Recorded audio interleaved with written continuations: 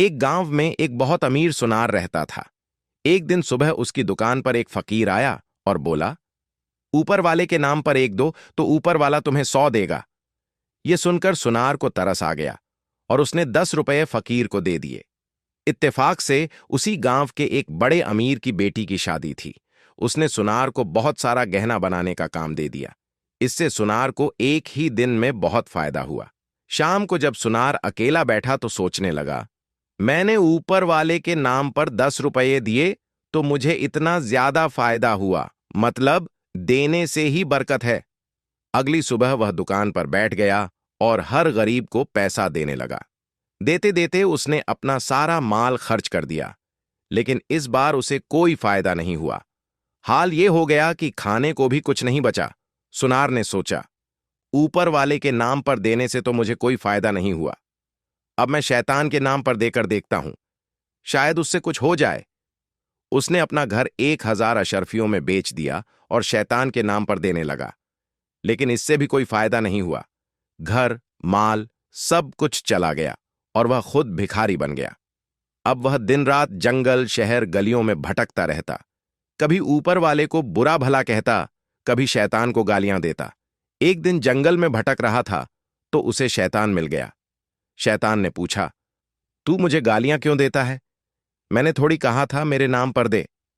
सुनार बोला, वो सब मुझे नहीं पता, मुझे बस अपना पैसा वापस दे दो वरना मैं और भी गालियां दूंगा। शैतान बोला, ठीक है, बता कितने पैसे मेरे नाम पर दिए थे? सुनार बोला, मैंने अपना घर 1000 सोने की अशर्फियों में बेचा था और वो सब तेरे नाम पर दिया। शैतान बोला, ये गलत किया तूने, लेकिन ठीक है, अब मेरी बात गौर से सुन। कल सुबह शहर के बाहर वाले कब्रिस्तान में आना। वहां बरगद के पेड़ के नीचे एक सफेद खूबसूरत घोड़ा तुम्हें मिलेगा। उसे लेकर बादशाह के महल के सामने से गुजरना, लेकिन ध्यान रखना उस पर चढ़ना मत। जब बादशाह घोड़े को देखेगा तो अपने नौकर को भेजेगा खरीदने के लिए। तुम कहना, ये घोड़ा बेचने के लिए नहीं है, ये शैतान है। नौकर वापस जाएगा और दोबारा आएगा। तुम्हें फिर भी यही कहना है। फिर तीसरी बार बादशाह खुद आएगा और कहेगा, घोड़ा बेच दो। तुम कहना, बादशाह सलामत, ये घोड़ा शैतान है, आपके काम का नहीं है। बादशाह बोलेगा, जो भी हो मुझे चाहिए। तब तुम कहना, ठीक है, 1000 अशर्फियां दे दो, ज्यादा मांगना मत वरना मैं तेरी गर्दन उड़ा दूंगा। बादशाह पैसा दे देगा। फिर अपना घर वापस खरीद लेना, लेकिन आगे से मेरे नाम पर कभी मत देना। सुनार खुश हो गया। अगले दिन कब्रिस्तान गया। बरगद के पेड़ के नीचे एक सफेद सजा हुआ घोड़ा खड़ा था। उसने घोड़े को पकड़कर शहर से निकालकर बादशाह के महल के सामने से गुजारा। जैसे ही बादशाह ने घोड़ा देखा, वह हैरान हो गया और नौकर को बुलाकर कहा, जाओ घोड़ा खरीद कर ले आओ। नौकर ने जाकर सुनार से कहा, बादशाह तुम्हारा घोड़ा लेना चाहते हैं, कीमत बोलो। सुनार बोला, यह घोड़ा बेचने के लिए नहीं है, यह शैतान है। नौकर ने जाकर बादशाह को बताया। बादशाह ने उसे डांट कर फिर भेजा।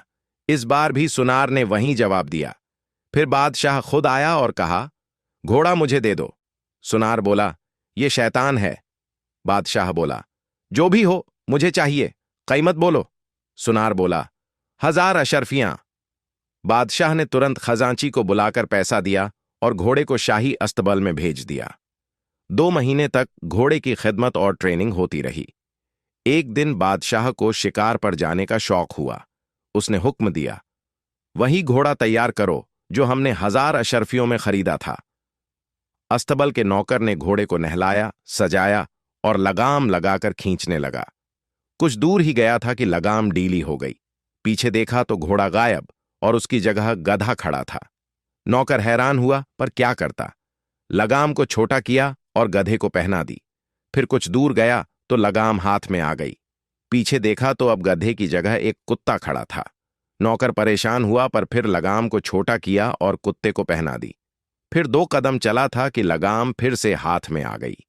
पीछे देखा तो अब वहां बिल्ली खड़ी थी। नौकर ने फिर लगाम छोटी की और बिल्ली को पहना दी। अभी 2 कदम चला ही था कि लगाम फिर से हाथ में आ गई। पीछे देखा तो अब एक छोटा सा चूहा खड़ा था।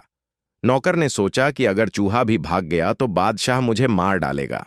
उसने चूहे को पकड़ने की कोशिश की, लेकिन चूहा भाग गया और बस उसकी पूंछ नौकर के हाथ में रह गई। नौकर ने चूहे की पूंछ जेब में डाल दी और बादशाह के पास आ गया। बादशाह ने पूछा, घोड़ा कहाँ है? नौकर ने डरते हुए जेब से चूहे की पूंछ निकाली और बादशाह के हाथ में रख दी। फिर नौकर बोला, बादशाह सलामत, यही है आपका घोड़ा। और फिर सारी हकीकत बता दी। बादशाह ने तुरंत हुक्म दिया कि घोड़ा बेचने वाले को ढूंढा जाए। थोड़ी देर में सिपाही उस आदमी को पकड़कर ले आए। बादशाह ने कहा, सच बताओ, ये घोड़ा कहां से लाए थे?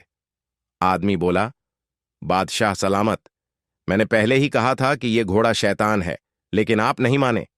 फिर उसने बादशाह को सारी शैतान वाली बात बता दी। ये सुनकर बादशाह जोर से हंस पड़ा। और दोस्तों, ये कहानी यहीं खत्म हो गई। अगर आपको कहानी पसंद आई हो तो लाइक और कमेंट जरूर करें। धन्यवाद।